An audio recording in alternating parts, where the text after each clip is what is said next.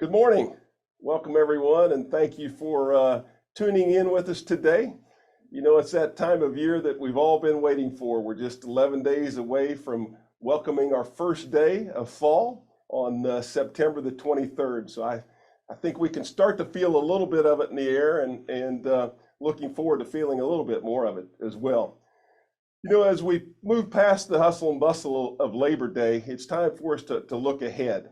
And I want to mention today that every year that we do a annual survey for our residents, which is done expertly by MMGY, and MMGY is a national research firm, that we just ask that you take some time and complete that survey. It certainly helps us as setting priorities regarding tourism. It helps the town have a better understanding of the thoughts of our residents.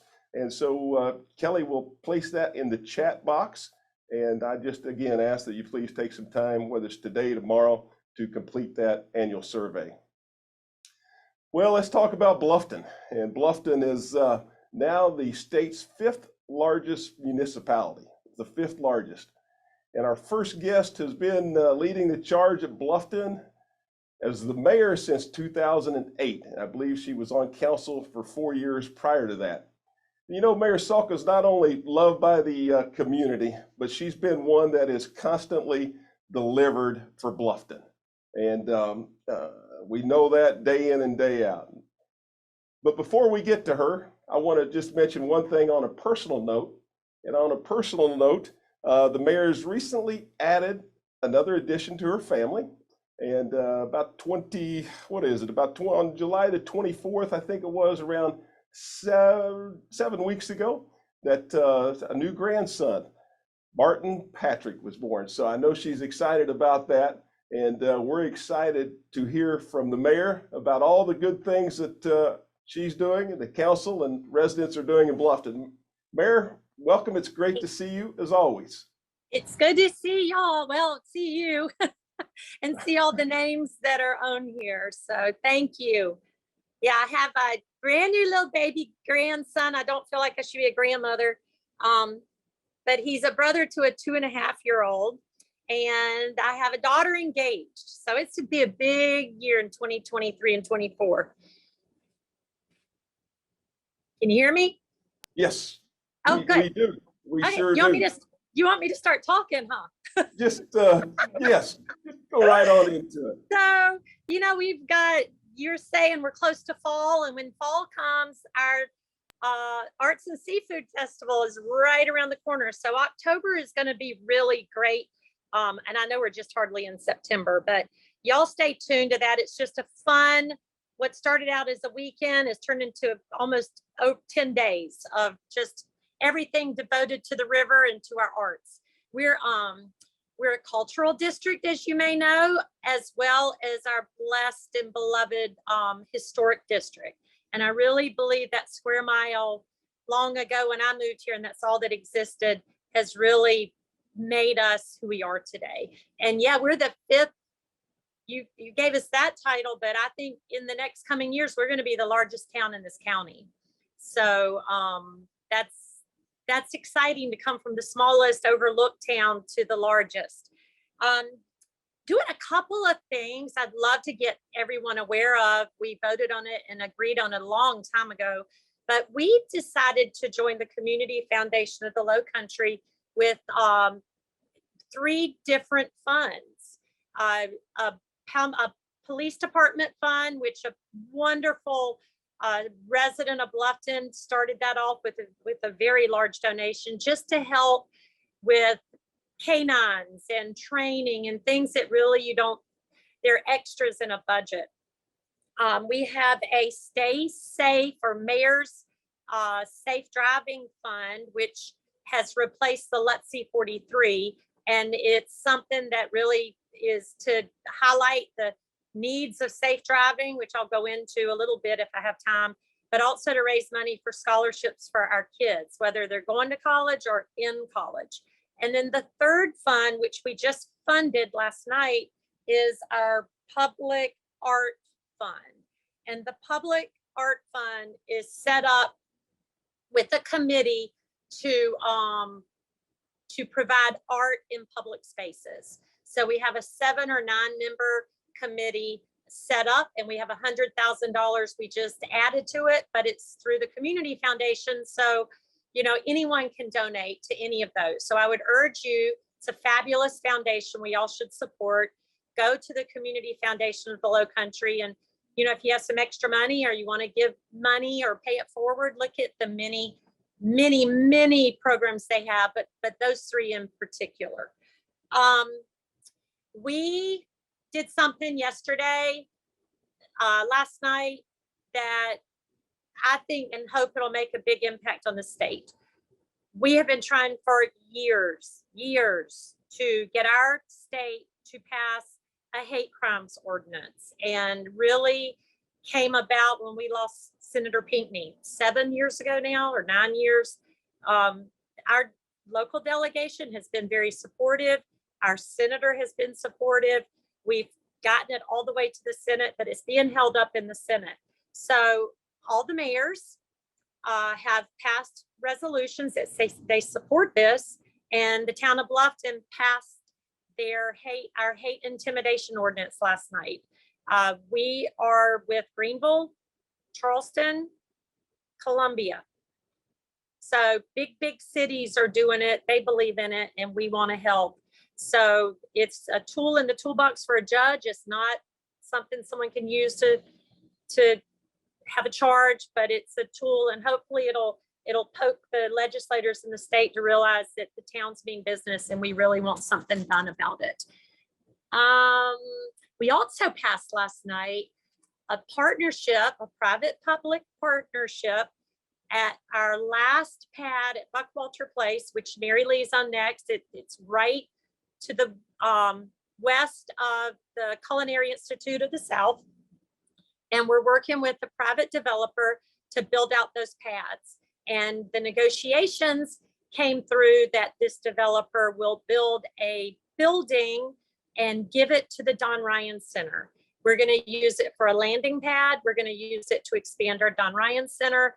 We're going to use it to put some of our businesses that are having a hard time finding a place to go into bricks and mortar and put them in there. It's a big deal. It's going to see the end of that tech park.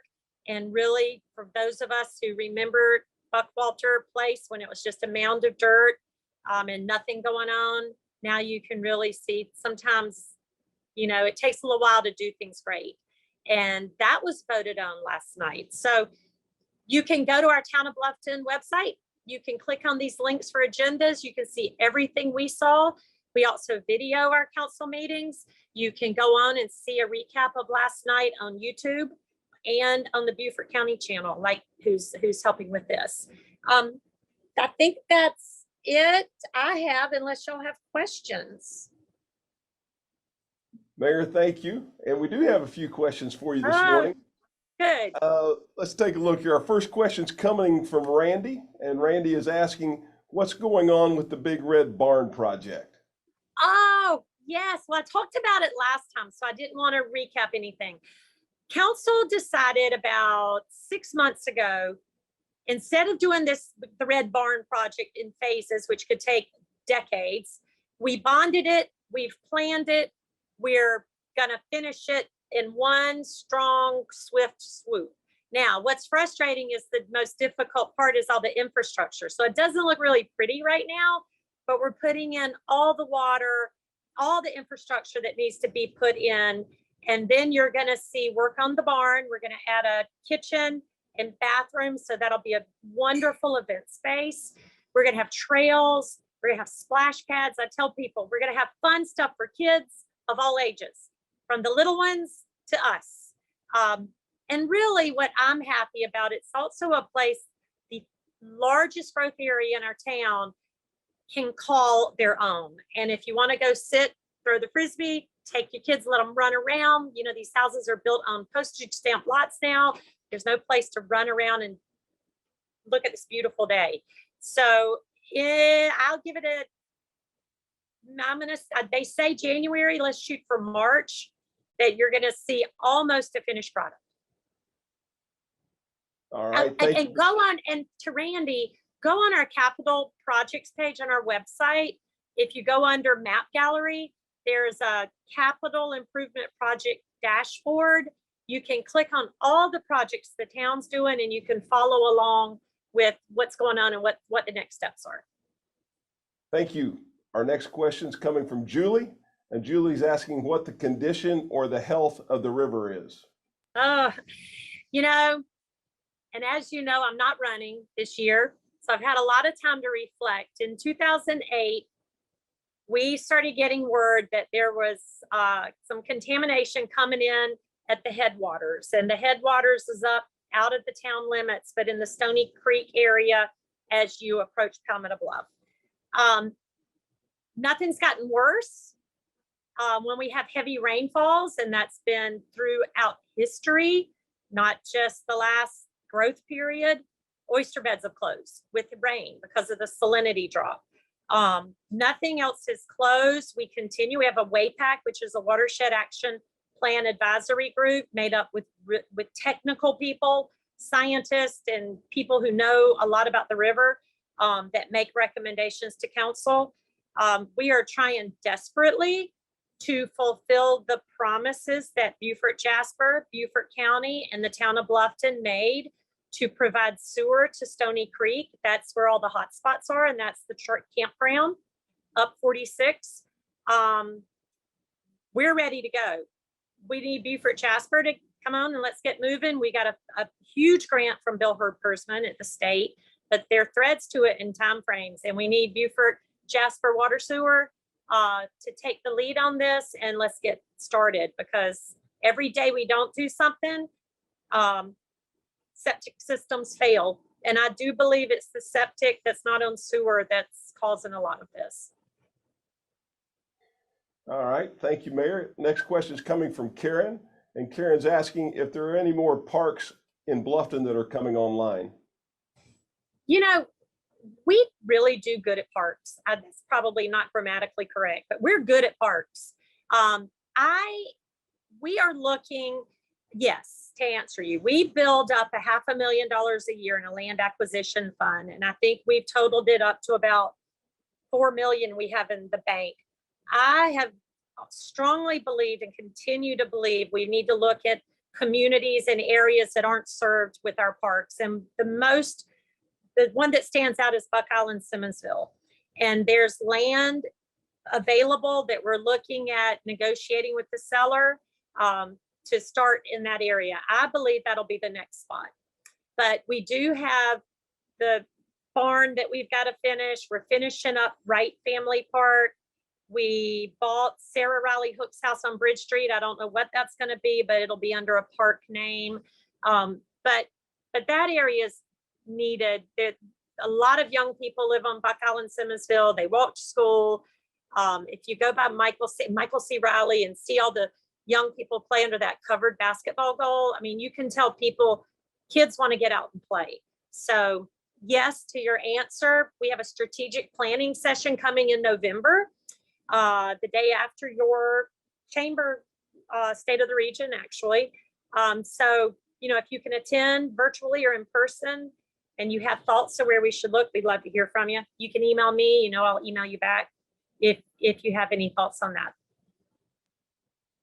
All right, you mentioned the Wright Family Park, and that really leads us into our next question coming in from Thomas. And Thomas is just asking for an update about the Wright Family Park and the excitement that goes along with that.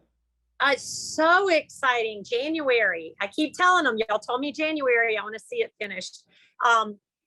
January, it should be finished. We're working with SCAD to come in and do help us with really a lot of the interior work. It's one of their classroom assignments in one of their majors at Savannah College of Art and Design.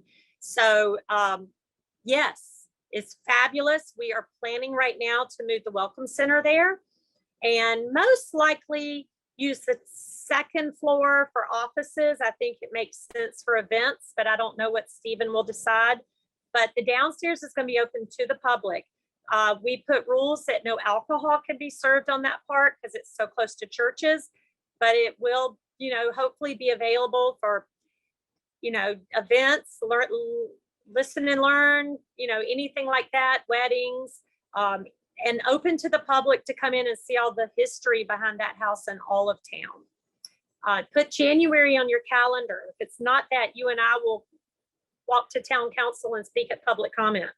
All right, I look forward to that. Can you tell I'm not going anywhere? That's a good thing. Scott is asking if Bluffton plans to annex any more land. Well, annexation is not controlled by the town of any town in the state. It has to be initiated by the landowner. So if a landowner comes before us and if he's contiguous or she is contiguous with our town, if it fits within our area, that we would consider an annexation. And if it will bring something more than residential, we're going to look at it. But we can't go out and forcibly annex. We have more than we can handle right now. I think you'll hear from Mayor Pro Tem Toomer, and all of us agree. We've grown, this town was going to grow whether it was in the town limits or not. But we've grown, but what hasn't grown and what's kept up with it is the commercial. And quite frankly, I said it Saturday, the diversity of our town hasn't caught up to the growth of our town. So the diversity side doesn't have anything to do with your question, but we are really needing to entice commercial. And if I can add on to that, we also passed on second reading last night, our economic development incentive from the town that's going to encourage the needs of areas that are growing the fastest to get them to build or come to that area. And those areas are west of Buckwalter. So we're going to push to bring veterinarian, primary care, daycare, the small businesses that need to expand but can't afford to expand, mixed use storage development, not 4-story stuff, the Class A office space in front with some warehousing in back. So we can focus on a lot of land we still own. And if someone wants to come in, they surely have the right to ask us. All right, thank you for that. This next question is coming from Angie. It's I don't know, maybe it's a little bit of a doozy, but it's really a two-part question. Angie is asking first if you think there will ever be a four-way stop, a stoplight at the four-way stop. Angie, I don't want it, but we have a new council coming next year. It's a state road. And I can't say that they won't do it, but does council want it done? We're a growing small town, and I know there's traffic. I live on Stock Farm. I'm in it all the time, so I can speak to this. A lot of the traffic is going here and there for many reasons, because they live in New Riverside and they work on Hilton Head, or they live in New Riverside or Buckwalter and they have to come into east of Buckwalter for their services, for their dentist, for their healthcare, for their daycare. I think this incentive that I just talked about is going to take a lot of that traffic, 30% off the road. Affordable housing, it's going to help if all of us would get together and get some workforce housing in all of our towns. People need to know Bluffton Parkway is the fastest way to get to Hilton Head, if that's what's causing this mess in town, to and from. I don't see a four-way stop. I actually would like to have a four-way stop at the Squat and Gobble. Maybe that could slow some traffic and queue it up. But personally, I don't want a red light, but you can surely email me and ask, and I can get you in the right place to let your thoughts be known if that's something you're interested in. All right. And then part two of that question from Angie is she's asking what's going on with the development on that corner. Well, there are four corners. Let me just go around. One is a park, which we love. The church sold.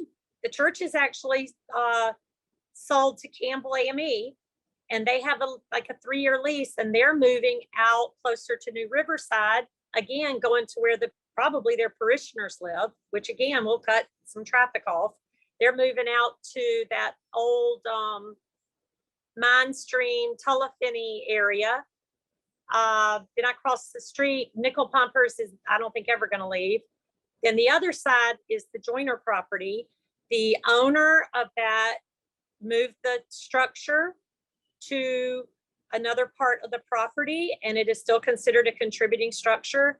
And he does have the ability to develop, but we haven't heard what the plans are. Whenever he does, along with our capital project list on the map finder, we have a permit finder.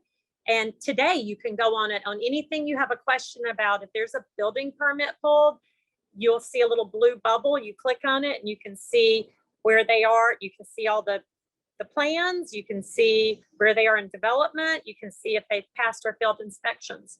But nothing right now, other than they moved the house and got a CO for the Joyner house. Mayor, we're having several questions, and we're not going to put you to this today, but we'll maybe at State of the Region, some of the questions are, what would you like your legacy to be? What are some of the things you're most proud of as your accomplishments as mayor, and some of those things? But unless you want to chime in on any of that right now, if not, we'd love to hear more about that at State of the Region. Anything. But I will tell you, it was a struggle to decide what to do. And I'm going to miss it. I'm going to miss it because I grew up with this town. I love this town. And I tell people, the person who takes my place needs to love this town, live for this town, believe in this town. And if you can do those three things, you're going to be a great leader. I don't want to get to the point I won't miss it. And it was a hard decision, and I could talk all day. Hey, I'll take you. Let's go to coffee. I'd rather meet one-on-one, but State of the Region is fun. All right, very good. So I guess we'll leave them with this: love, live, and believe. And that's the requirements for the next mayor of Bluffton. That's it. All right, Mayor, it's always great to see you. Thank you for being with us. Thank you for your leadership and all that you have done and continue to do in the months and years ahead, I'll say. That's right. I'm not going anywhere. I'm just going to be on the other side of the podium. We look forward to seeing that side. Okay. Thank you all. Have a great rest of your day. You too. Well, that was the mayor, the great mayor of Bluffton, Lisa Sulka. And now we're going to transition into our next speaker, and really going to talk about a very, very important initiative, and that's helping tackle our workforce challenges. Looking at research reported by the U.S. Chamber of Commerce, that if every open position were filled today, there would still be 4 million jobs that are available in the United States. So workforce challenges are felt nationwide. We're already addressing them right here at home. And one of the ways that's happening is through the Technical College of the Lowcountry's new Workforce Training Center. And that's a $26 million project. And we're looking forward to having Mary Lee Carns with us. And she's going to talk to us a little bit about that initiative and other things that are going on at the Technical College of the Lowcountry. And thank you for joining us, Mary Lee. Bill, thank you for having me. It's a pleasure to be with this group of 85. I want to take this opportunity to thank Mayor Sulka for her leadership, for her passion. This has been an example to us all, for her support of the college, for her support of our communities regionally. It's been an honor to work with her, and we know we're always going to be working together. So we look forward to continuing to work with Lisa Sulka as we continue to grow our communities. The Regional Workforce Training Center has actually been a 10-year effort.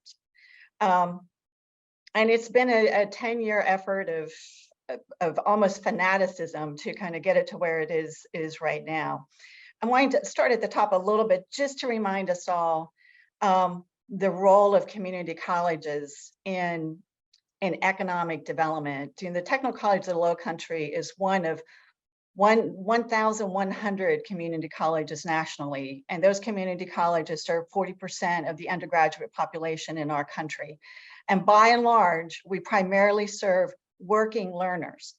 These are adults who are attending part-time, so they're working in and out of the classroom.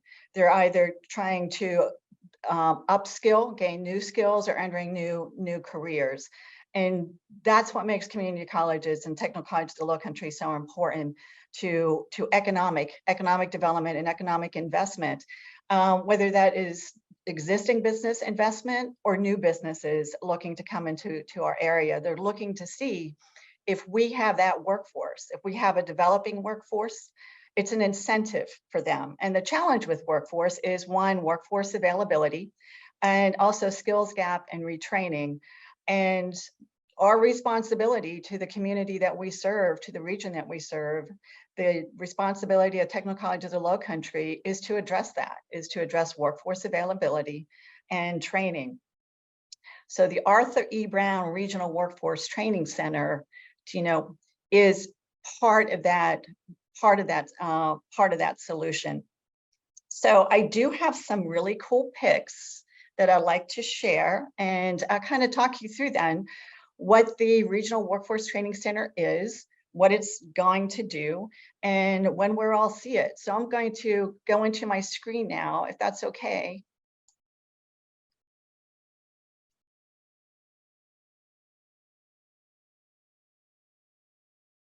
Now, these renderings were first created around 2016, 2017. They are being, it's being revisited currently by a team of architects out of Columbia. You're looking at our Bluffton New River campus. And this is the existing building. This is the Angus Cotton Academic building that is on campus now. This is the new Regional Workforce Training Center. The center is going to be 50,000 square feet. And it's going to be able to host a number of programs and also be able to host customized programs as industry and business comes in and need to train workforce for startup and other reasons. So this is going to have high bays. So we can bring in some of those technical trades, including electric vehicle technology. Supply chain logistics is going to be a program here. We're going to expand our computer technologies and our business programs within this building.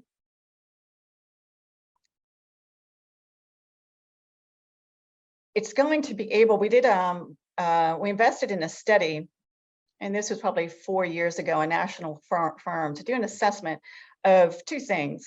One is the programmatic needs currently, so the training needs currently of our area, and also future needs.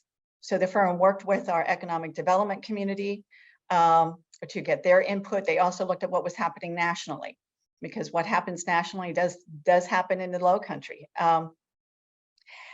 And they put together an assessment of the impact of the Regional Workforce Training Center. And what the Regional Workforce Training Center is going to enable all of us, empower all of us, is it's going to allow Technical College of Lowcountry to have an additional 850 students, and that's 850 new students. Of those 850 students, what the assessments, one of the outcomes of the assessment was that 12% of those will be students new to the Lowcountry. So when we talk about workforce availability, whether it's the Culinary Institute of the South or the Regional Workforce Training Center, what it gives us opportunity to do is to attract workers, attract neighbors into our area. A fun fact that I'm always repeating is that if we bring an individual, let's say we bring a student, whether that's an adult student or a traditional college student, into our area, we have a 72% chance of keeping that individual here to contribute to our economy, here to contribute to our workforce. The Culinary Institute of the South is doing that.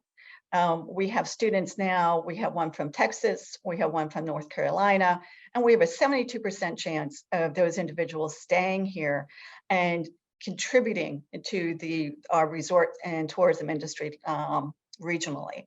The Regional Workforce Training Center will do the same thing. Some of those, that 12% of kind of new to the Lowcountry students, will likely be transitioning military, this will give us an opportunity to keep some of those quality folks here local, which is something that as an economic development community, we wanted to do. And the Regional Workforce Training Center would then also be an opportunity to address skills gaps of local workforce, retraining. As said, it will serve existing business as well as incentivize new business coming into the area. It will also have career dual enrollment. Community colleges are working learners, mostly adults, but they're also serve a significant role in dual enrollment. High school students, primarily in their junior and senior years, who can earn dual credit, high school credit and college credit. And some even they graduate with their high school degree and their associate's degree at the same time. This is certainly a bonus for parents because it helps decrease the cost as all those credits transfer if those students should go on to a four-year college. But what the Regional Workforce Training Center would give us to expand our ability to offer technical dual enrollment. This is dual enrollment, high school students involved in the supply logistics program while they're still in high school, in cybersecurity while they're still in high school, in EV technology while they're still in high school. So it will really power us economically and benefit us all. It's kind of community colleges, regional workforce training centers, technical college, the Lowcountry. It's a dual client success, with the client being that students that he or she earns higher, more financial economic power and growth, and the other client being the regional economy that the Regional Workforce Training Center is going to serve, and as the Technical College of the Lowcountry serves. So why the Arthur E. Brown Regional Workforce Training Center? I hope many of you know General Arthur E. Brown. He is in the DNA of the Technical College of the Lowcountry. General Brown is the founder of the Technical College of the Lowcountry Foundation Board. He was on the Technical College of the Lowcountry Commission, and the commission is like our board of trustees for almost 20 years, a chair of the commission for more than 10. He is to be credited with much of the success and growth of the college, and we want to honor him by putting his name on this building. He deserves so much more.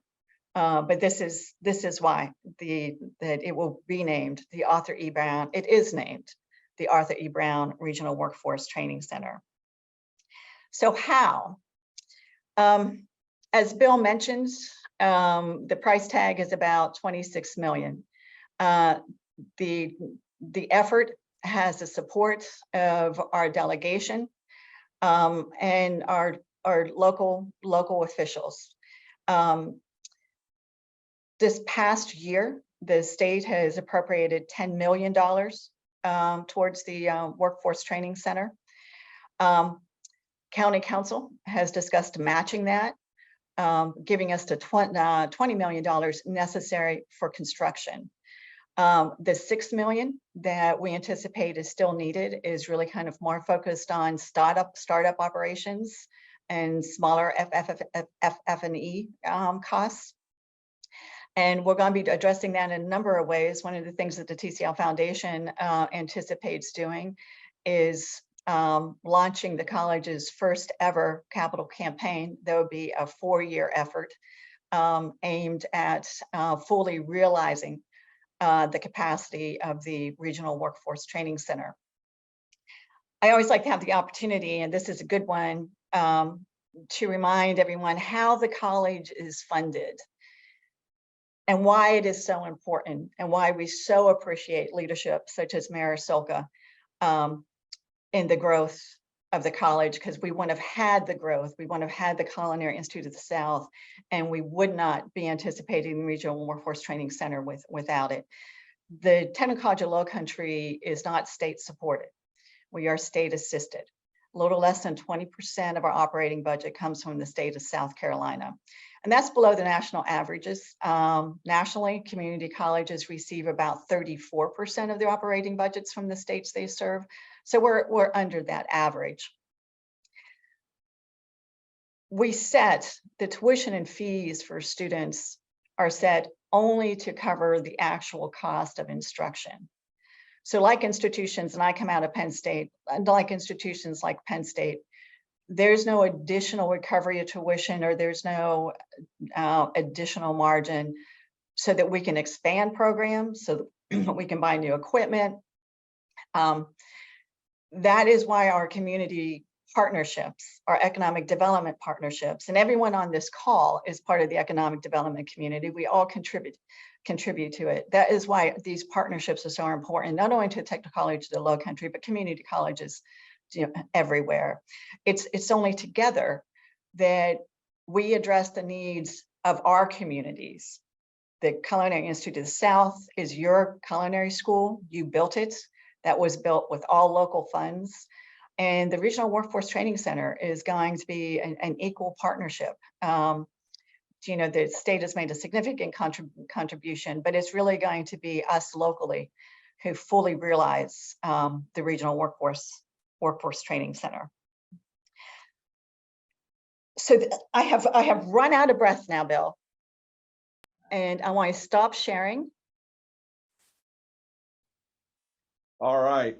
Thank you for that very, very informative presentation. And, you know, just hearing you speak of General Brown, Arthur E. Brown, and the Regional Workforce Training Center, and the Angus Cotton Academic, the Academic Center, I guess it is. Just two fine gentlemen, and that have meant so much to this area, and it's so appropriate to be named, each of those buildings to be named as they are. And I just congratulate you and all that were involved in helping make those decisions on naming those buildings. Thank you. So let's move right on into questions, if that's all right. The part of what you just mentioned towards the end was the Culinary Institute of the South, and Reagan is looking for an update on what's going on there. Reagan, thanks for the question. There is so much going on there. We knew it was going to explode, and each day it explodes a little bit more. Right now, we have about 126 students in the culinary and baking and pastry program, and that is tracking as per the business case that we put together probably 5 years ago. The Foodseum is, if you all are aware of the Foodseum is actually an important part of the culinary school because it was important to the funding.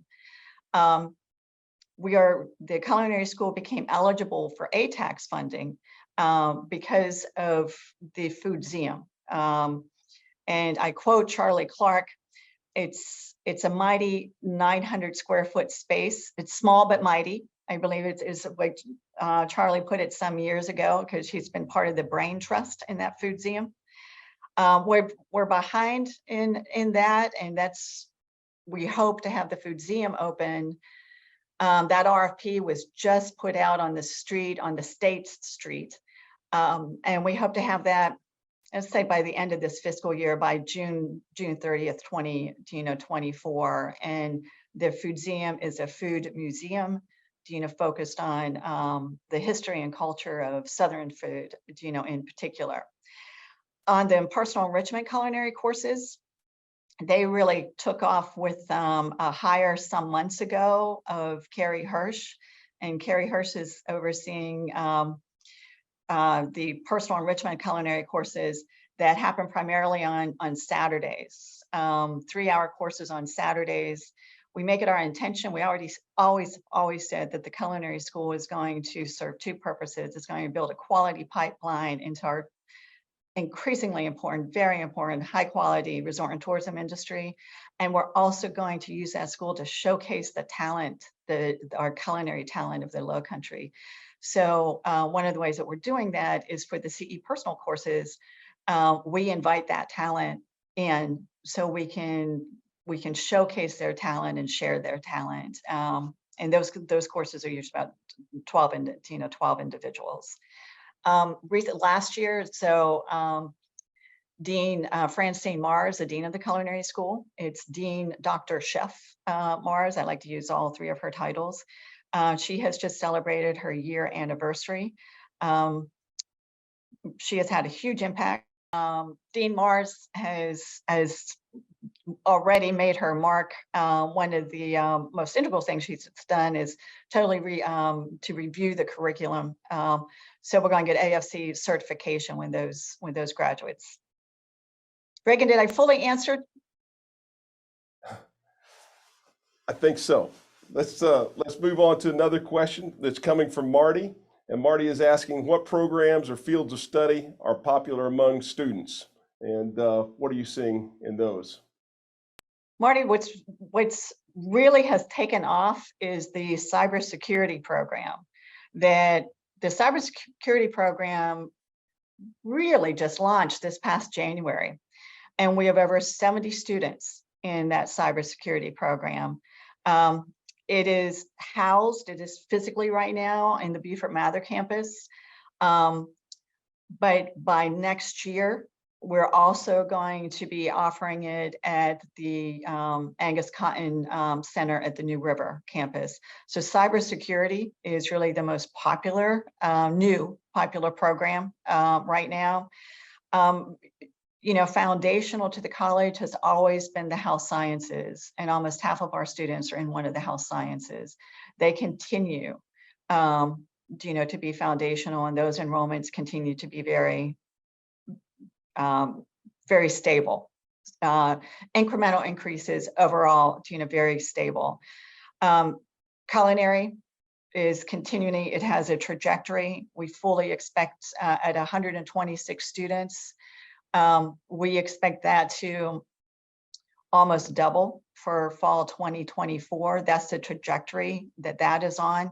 On the non-credit side, being mindful that at the Technical College of Lowcountry, we have credit programs. That's where you earn college credit, associate degrees. And we have non-credit programs. So commercial driver's license, welding. So I just speak to that a little bit. The CDL program, commercial driver's license program, is fully enrolled through March 2024.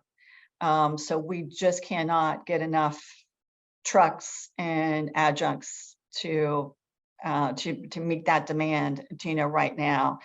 The welding program, we just hired another welding instructor. So because we have a pipeline of students into welding, and a wait list. So we're going to be addressing that. Business accounting is also taken off, Marty. That enrollment has doubled over the past couple years, and we're at 51, 52 students in business accounting. So those are kind of our top areas right now. Thank you, Mary Lee. Our last question is coming from Kelly, and it's kind of a fun question. And Kelly would like for you to talk about the new mascot, the TCL Tides, I believe it is. It is. Thank you, Kelly. So yeah, we're so excited, the TCL Tides. So we started this effort probably in earnest right after the start of the calendar year. And it was a community involvement, and we worked. Put some surveys out, boiled it down to 4 ideas, and all with good rationale as to why they merit consideration as the Technical College of Lowcountry mascot. So there was the tomatoes.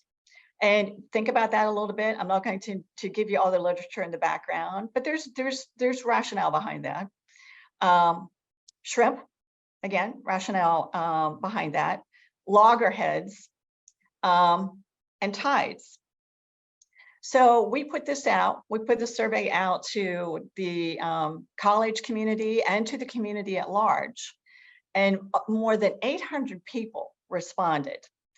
And the significant majority chose the tides. And of that significant majority, the majority of the majority were the students and alumni who chose the tides. And of course, there's no better group, no one who actually deserves to choose the mascot than the TCL Tide. So we rolled that out about a month ago. And again, the Technical College of Lowcountry started in 1968. So this is our mascot. And we're excited about it. If you haven't seen kind of the mascot logo, I'll get it out there. We'll put it out there again. So next step in the mascot is the mascot will take form, will be embodied physically. And that will be the project for right after the calendar year. So when we start the academic year for fall 2024, there will be a living, breathing tide. Now you think that might be hard to do, but there's highly creative people out there. And I've seen some of the drawings for the tide come alive, and it looks great. So we really look forward to that. And Kelly, thank you for that question. We're really excited about the new mascot. Mary Lee, one last thing, it just came in, and that's Charles. And Charles is asking just to speak a little bit about the big fundraising event in November, and just touch on that briefly. Charles, thank you for that. The 5th annual Chef's Table Benefit and Auction for the Culinary Institute of the South at Technical College of Lowcountry is November 2nd. This is, we need to always shout, this is really the effort of Sea Pines, US Foods. This is a community, the industry community that comes together to support workforce development. That's the Culinary Institute of the South is workforce development. It's important to the industry, and they come together to make sure it happens. All proceeds go to supporting workforce development, Culinary Institute of South Technical College of the Lowcountry. You'll be seeing more information about this on the street. It sells out actually before we get it too far in the street. So if anyone's interested in attending, please let me know. Right away. It's easy to find my contact information. And Bill, before I leave, I want to thank the Chamber. When we talk about workforce development, I want to thank the Chamber for what you do and the partnership you are with entities like the Technical College of the Lowcountry and the community at large. And if I can recognize one of those things that I'm happy to be involved in is the Chamber's internship initiative. The Chamber is putting its capacity, its reach, its professionalism, its expertise, and importantly, its reputation behind an internship initiative that will help us all as we all work towards growing our economy and keeping our workers here and keeping our workers trained and skilled. And that helps us, Bill, that helps Technical College of Lowcountry. And I want to thank you, and I want to thank the Chamber for your efforts. Well, thank you. And we appreciate your leadership in that as well. Mary Lee, as we were sitting here talking, and I was thinking about your title at TCL as the Vice President of Institutional Advancement and Workforce Development. I think about the Culinary Institute of the South. I also think about this new Regional Workforce Training Center. And I think at the end of the year, your report card should check out as an A+ or an A+++. So well done to you and the team there. And thank you for being with us, but thanks for making such important things happen for our region. Thank you. And thank you all. Thank you all for listening. All right. That was Mary Lee Carns, the Vice President of Institutional Advancement and Workforce Development at TCL. We're going to switch now to being a fun time of year. In addition to having the cooler weather, one of the things we love about fall, it also kicks off our festival season. And from the historic Bluffton Arts and Seafood Festival to Concord to many other events, there's always something to do here in the Lowcountry on the weekends.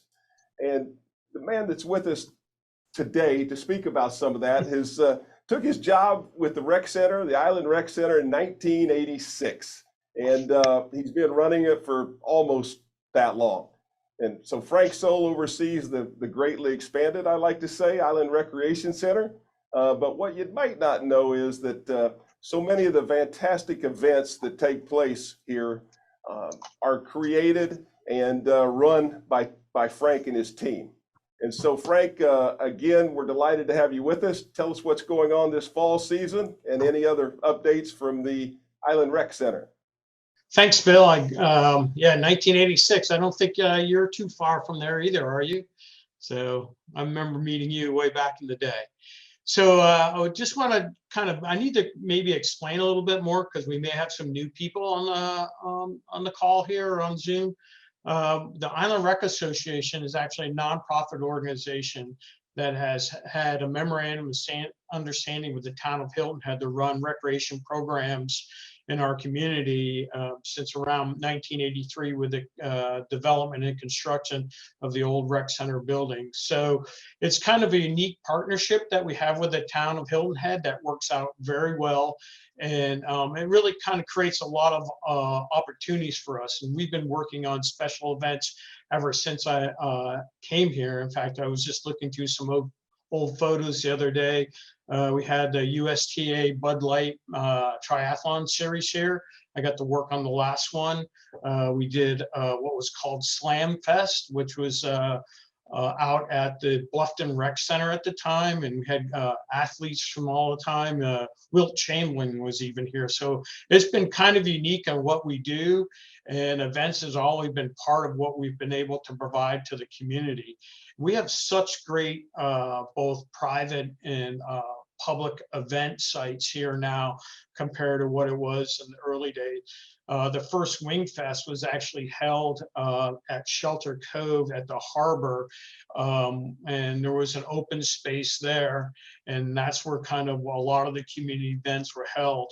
And then here comes the creation of Shelter Cove Park, and Shelter Cove Park now is in a second phase of its location. But then adding the Lowcountry Celebration Park has been awesome to our ability to provide great events at two different locations. In the fall really kind of cranks up the event season. To kind of be selfish in what we do, we also take advantage of the Coastal Discovery Museum.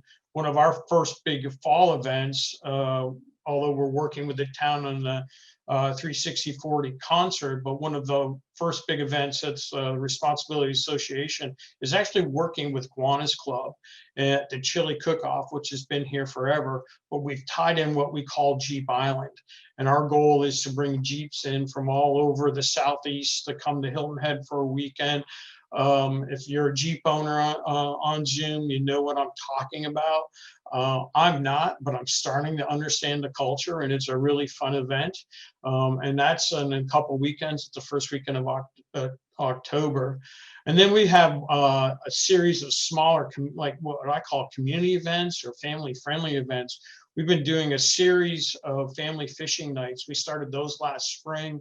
We have our second one that begins on, which is still available to register for, but which is this Friday. And along with this Friday, we have kind of a unique event that we call the Beer Mile. We started that last year, and it's kind of a fun event. We actually have a lot of visitors here to the island, but we also have a lot of locals that take part in that. And that kind of talks a little bit about our September and October. But we also have in November, we have our Oyster Festival. It's a 2-day event. It's grown into be more of a regional event, and we're excited. We have people that come over. We have an all-you-can-eat event on Friday night, but then I talked about the Lowcountry Celebration Park as one of the opportunities that we take advantage of for our Saturday, and that's in the weekend of November 10th and 11th. But I failed to miss. I'm kind of looking over at my calendar. There's just so many other great stuff going on, and I'm probably going to leave somebody out. But, obviously, Harbor Town Shrimp Festival's coming up. Lowcountry Shrimp and Grits is also going to be at the Lowcountry Celebration Park. You mentioned the Concours. Can't forget about the Lantern Parade. That's an awesome event. This year they're doing some new and unique stuff, and I'll let Natalie say all that. But Harbor Town's been Shelter Cove has been doing a lot of great things down there, and they're hosting events down there in the evenings and taking advantage of the local artisans coming. Can't forget Crescendo.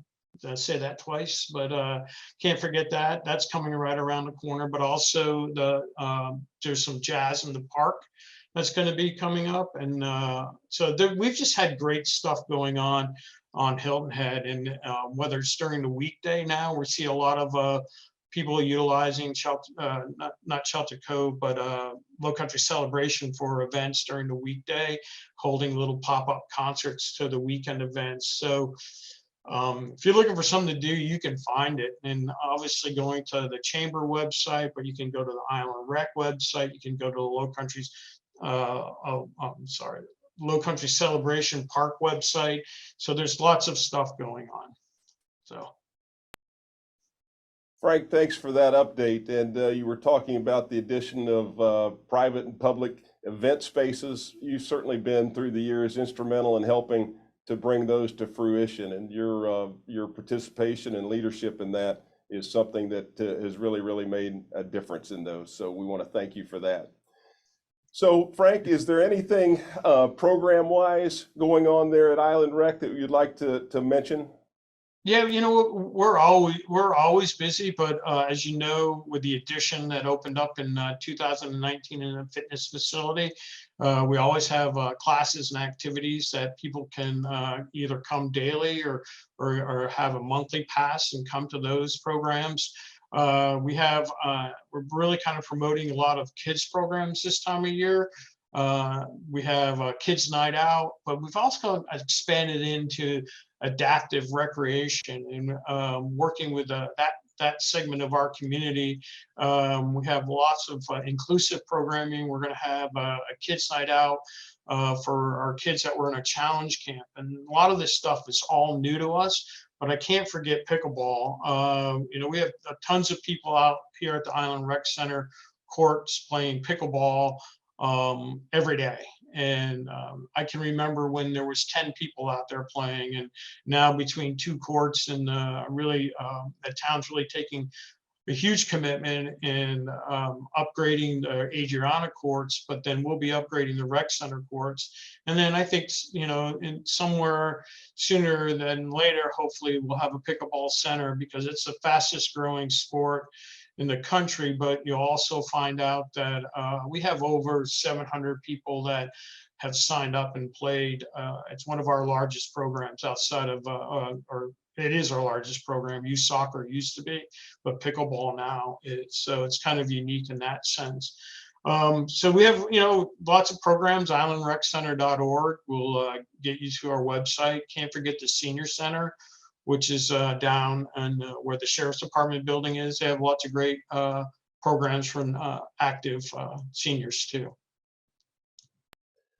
All right, Frank, thank you for being with us today. And we look forward to seeing you very soon again. Yep, thanks. Thank you. All right, as we wrap up today, I want to remind everyone about this weekend. As a part of the 360/40 celebration, the Singer-Songwriter Festival taking place September 14th through the 17th, which is this weekend, Thursday through Sunday. Lots of great musical acts. You want to be a part of it, and I look forward to hopefully seeing many of you out there. As I close, if you're looking for more information on what's going on in the area, I encourage you to go to our website and sign up for the Lowcountry Lowdown. And each Friday in your email, you will have a calendar of events and things that are taking place. Lastly, I just want to say thank you. Thank you for being with us today. And we look forward to doing this again very soon next month. So have a great rest of your day. We'll see you this weekend.